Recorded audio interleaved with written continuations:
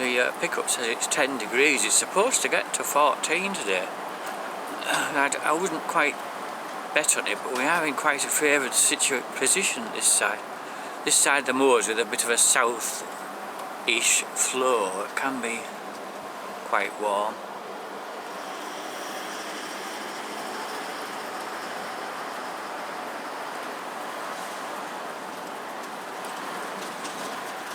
So we're off to Ruswarp with another load of lambs. It's only a rather small load. I had a somewhat awkward number left. There was 26 left. The geese are all in there, the monkey cunts. That's their favourite field at the moment, well, better there than in mine. I haven't seen any in mine yet this year, not where the sheep are. Yeah, there was 26 left.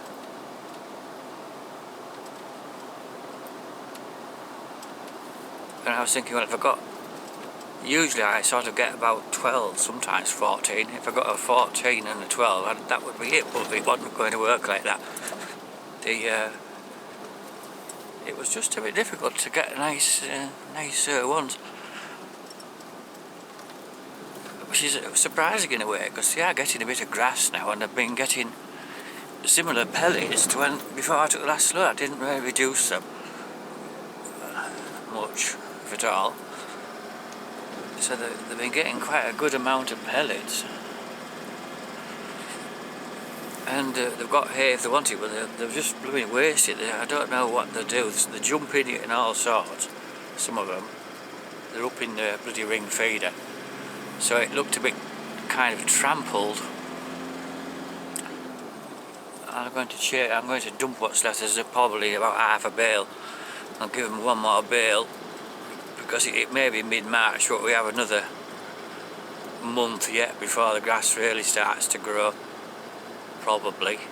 It's greened up, but that's about all I can say. But there isn't many in there now. It'll just grow away from them like crazy. But there's literally, what, 16 lambs left, and well, there's some 4 cool yows there as well, so 20 in total. It's Nowton, that area. They have more than an acre each. I noticed they favour one field at the far end, which was the last one reseeded, unsurprisingly, because that one's growing more.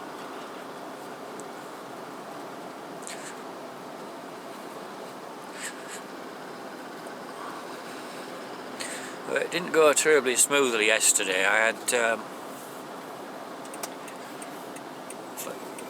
for the first time ever really with this pickup, or in fact with any of the pickups, I got slightly stuck in the field. But I wasn't totally stuck. It was kind of wet on top, not like boggy, but just slippy or wet, because it rained a bit in the morning. And as soon as I went in the field, I thought, oh, this feels a bit weird. I thought I wasn't in 4-wheel drive at first, but I definitely was. And I was have to do like a loop round to get to where I pen them up. It's hard to describe, but basically you've got to go down the field a little way and then come back towards the wall at the top. Which normally, I don't think I've ever really had a particular problem. Sometimes you have to keep your momentum up. But it didn't work. So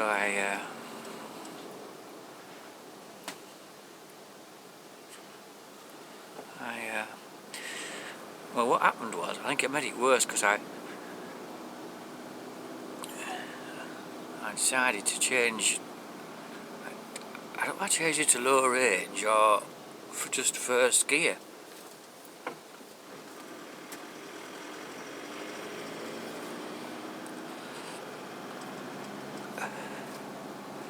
But anyway, I sort of stopped at the inopportune point where, when I tried to set off, there's a bit of a ridge from when it was ploughed there, and I couldn't get moving anyway because of the ridge. It was sort of the trailer was one side of the ridge and the pickup was the other, so I couldn't push it back and I couldn't pull it forward. And after a few attempts, it became clear it was going to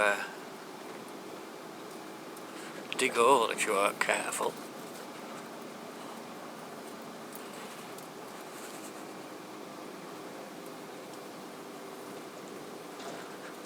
So I let the trailer off and got out with a pickup, which was not easy actually, because getting started was a problem. But I managed it with a bit of wiggling.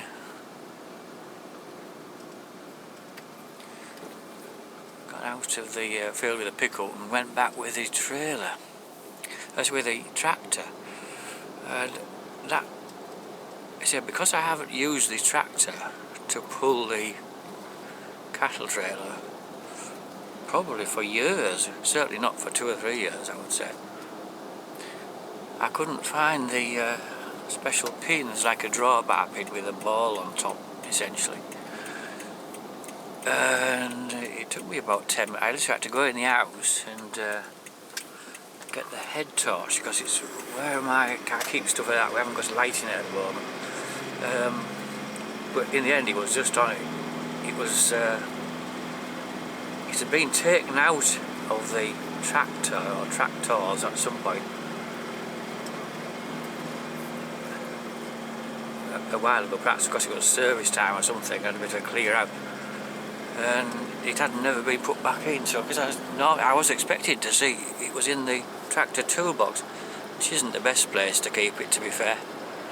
I don't want to make this wagon along here. This bit along here is bloody narrow. It's not so bad when you get to the 30 zone sign there.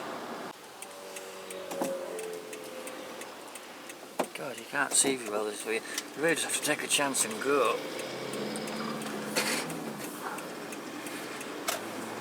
If they're coming at you fast, like, you just can't do it. And when it's foggy, it's 10 times worse. I probably say this nearly every time, unless you have to go straight out, which does happen every now and then. You can just come up and there's just a gap.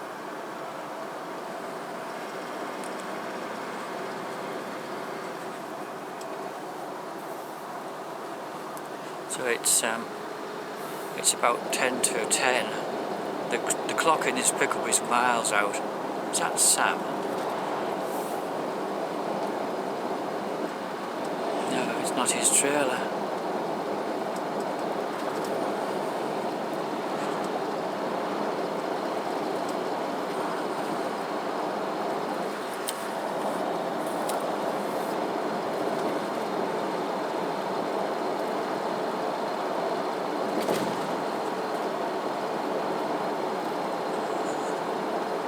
So I recently updated my phone. I had like a Chinese phone which was about 5 years old. I bought it in 2019, but it was a 2-year-old model at the time, so I guess it was a bit dated. I had to buy it. I had to update my phone because the previous one couldn't do online banking anymore. It wasn't insecure version of Android essentially, or it couldn't be updated to the later version. So this one worked, the previous one, sorry, worked, but there were other apps, not the banking apps as it happened, which were updated all the time, and some of them wouldn't work either. So I was getting to the point where I was going to need to update. But I'm so glad I did. I got a Pixel 6, which is, again, it's not the latest model, and it's not new, it's a refurb, but you would never know. There's a tiniest mark on the screen at one corner. That's it. So, and I put a case on it. And you would never know. I mean, it's just something you could do yourself in the first week of ownership. So, whoever's had it before looked after it or it's in a case.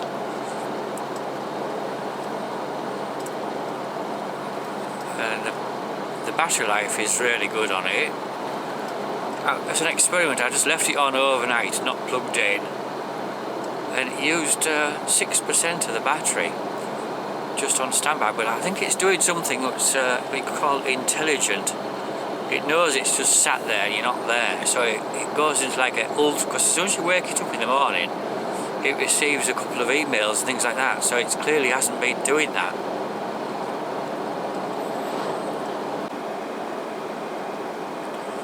You always catch up with a load of cars eventually.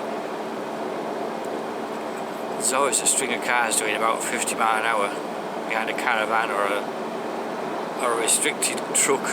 Well, Christians is restricted to 50 or thereabout, for example.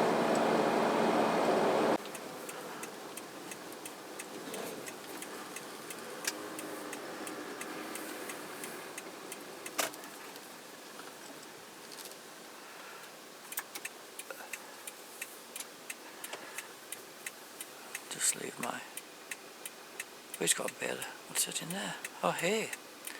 How weird.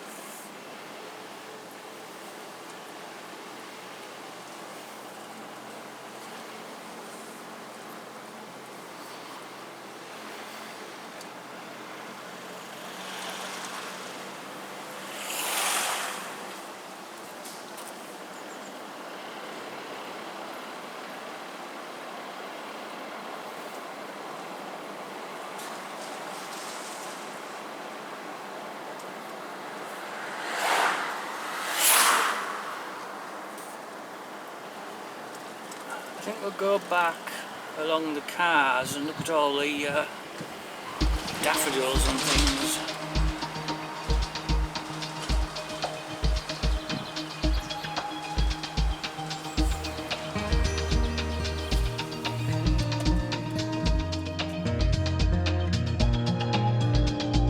Friday night, I'm going nowhere. All the lights are changing, green to red.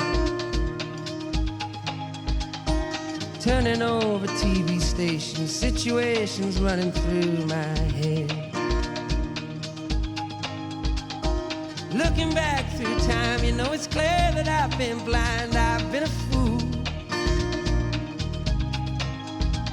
to open up my heart to all that jealousy, that bitterness, that ridicule.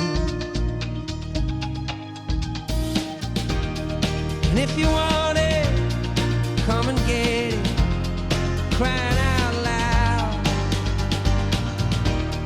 The love that I was giving you was never in doubt. Let go your heart, let go your head, and feel it now.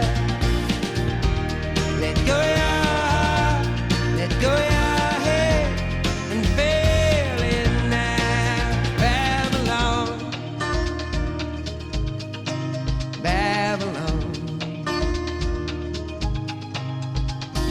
Saturday, I'm running wild, and all the lights are changing, red to green.